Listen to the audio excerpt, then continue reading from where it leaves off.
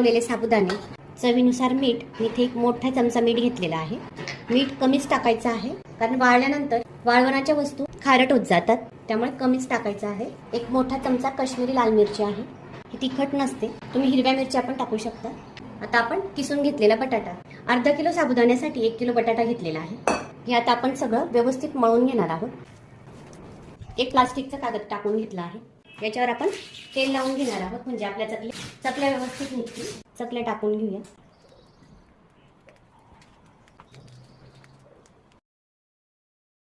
अशा प्रकारे आपण सगळ्या चकल्या टाकून घेणार आहोत.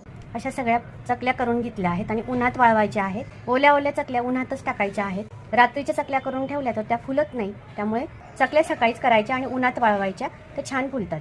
तयार आहे बटाटा साबुदाणा चकली. चकल्या तळून बघणार आहोत. तेल गरम केलेलं आहे, आपण चकली तळून बघूया.